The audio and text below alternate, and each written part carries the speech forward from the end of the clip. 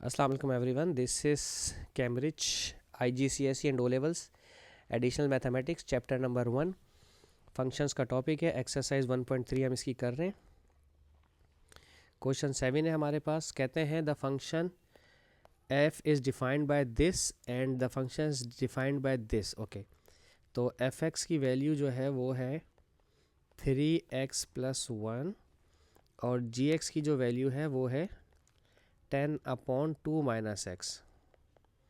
ठीक है, हमें जी एफ के फंक्शन में पहले जी के फंक्शन में एफ़ का फंक्शन पुट करना है। ठीक है, तो जी के फंक्शन में अगर मैं एफ़ का फंक्शन पुट करता हूँ तो 10/2 - fx, तो जी ऑफ एफ एक्स 10/2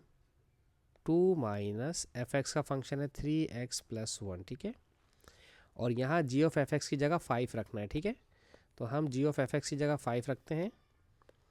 अगर मैं यहाँ इस पूरे की जगह पर 5 रखना है, 15 रखना है, यस 5 रखना है। ठीक है, अगर मैं यहाँ 5 रख देता हूँ तो हमें x की वैल्यू फाइंड आउट करनी है। ऐसा लिखा हुआ है इन्होंने, सॉल्व द इक्वेशन, बस सॉल्व द इक्वेशन बोला हुआ है। तो ठीक है जी, 2 - 3x + 1, 5 1 ज़ा 5, 5 2 ज़ा 10। मोस्टली स्टूडेंट इस 2 को इस 2 से काट देते हैं, ऐसी गलती मत कीजिएगा। यहाँ बीच में माइनस का साइन है, ये तब कटता जब ये 2 इस ब्रैकेट से मल्टीप्लाई हो रहा होता, यहाँ माइनस का साइन है, ये गलती मत कीजिएगा। इस पूरी ब्रैकेट को, इस पूरी दोनों टर्म्स को यहाँ 1 से मल्टीप्लाई करवा दें तो ये हो जाएगा 2 माइनस ब्रैकेट में 3x + 1 = 2। देखें ये भी 2 और ये भी 2 कैंसिल हो जाएगा। -3x + 1 = 0। अब माइनस हट जाएगा क्योंकि राइट हैंड साइड पर 0 है, 0 होगा तो उससे शुरू वाला माइनस ख़त्म हो जाता है। 3x + 1 ये तो आपको पता ही होगा ना, ये x + 1 वहाँ जाएगा तो -1 हो जाएगा, 3 जो मल्टीप्लाई कर रहे हैं वहाँ जाकर डिवाइड हो जाएगा। ये हमारे x का आंसर आया। ठीक है जी। अच्छा, अब हम देखते हैं इसका नंबर, क्वेश्चन ये कौन सा था, 7। अब हमने देखना है 8।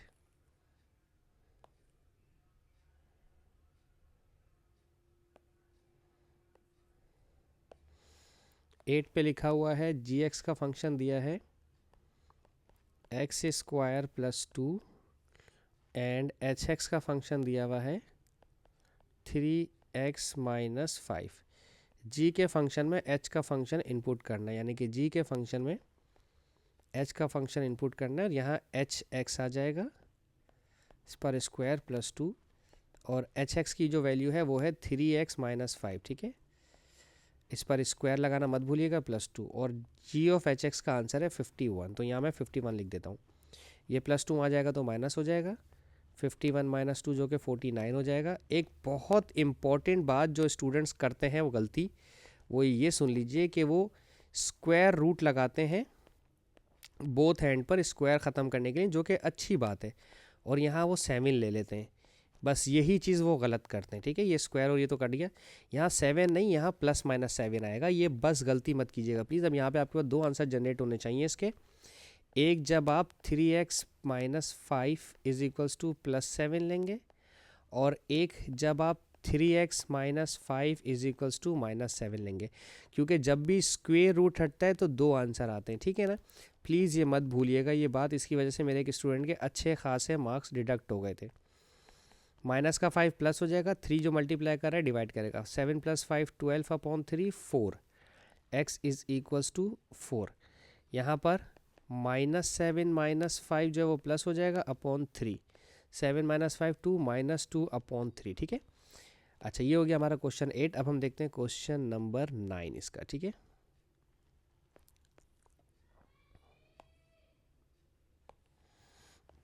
क्वेश्चन नंबर 9 में क्या कह रहे हैं, fx दिया है 3x + 5 अपॉन x - 2 और gx का फंक्शन दिया है x - 1/2। ठीक है, और हमें g के फंक्शन में f के फंक्शन को पुट करना है। ठीक है, तो g का जो फंक्शन है वो मैं यहाँ लिख रहा हूँ, x - 1 होल डिवाइड बाई 2, और इसके g के फंक्शन में f का फंक्शन इनपुट करना है, यानी कि x की जगह पर fx आ जाएगा -1/2।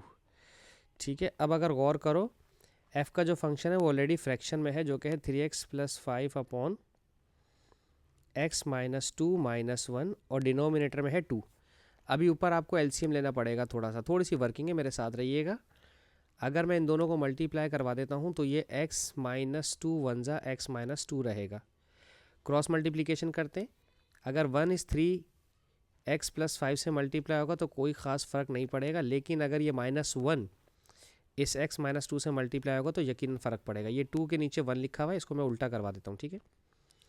तो ये देखें 3x माइनस 5 और माइनस की वजह से साइन चेंज हो जाएंगे, इसका भी साइन चेंज हो जाएगा और इसका भी साइन चेंज हो जाएगा, ठीक है। और अपॉन में रहेगा x माइनस टू, ठीक है। अब ये 2/1 को उल्टा कर देंगे तो ये हो जाएगा 1/2, ठीक है। 3x में से x गया तो बचा 2x, 5 में से 2 माइनस हुआ तो बचा 3 माइनस का, और यहाँ पर है 2x माइनस टू, ये 2 इन दोनों से मल्टीप्लाई हो जाएगा तो 2x माइनस टू 2 ज़ा 4, ठीक है। ये 2 इससे भी मल्टीप्लाई होगा और इससे भी मल्टीप्लाई होगा, ठीक है। अच्छा, अब यहाँ पर g ऑफ एफ एक्स का आंसर है 12, तो अब हमें यहाँ पर 12 रखना है, ठीक है। तो अब इसे क्रॉस मल्टीप्लाई करवा देते हैं, 12 के पास ये 2x माइनस 4 वाली ब्रैकेट आ जाएगी और राइट हैंड साइड पे 2x माइनस 3 ऐसे ही रहेगा। 12 2 ज़ार 24 x माइनस 12 4 ज़ार 48 is equals to 2 of x minus 3, 2x वहाँ भेज दें, 48 वहाँ भेज दें, 24x माइनस 2x, 48 प्लस हो जाएगा, वहाँ 3 माइनस का है, 24 में से 2 माइनस हुआ तो 22। ओके, कहाँ गड़बड़ हुई है मुझसे, मुझे लग रहा है कि मैंने कहीं कोई गड़बड़ कर दी है। 3x प्लस 5 ये गड़बड़ हुई है, ये प्लस का था, ठीक है। यहाँ मैंने इसको प्लस कर दिया तो 5 + 2 7 हो जाएगा। शुक्र है मुझे मेरी मिस्टेक मिल गई, मैं इसे रेड पेन से कर देता हूँ। उसकी रीज़न ये है कि कुछ चीज़ें अंदर से आवाज़ आती है कि गलती कर रहे हैं, ठीक है। ओके, ये 7 है, +7 +7 +7, ठीक है। तो 48 और ये कितना हो जाएगा, 22x तो इधर हो गया था, 48 49 50 51 52 53 54 55, ये हो गया 55।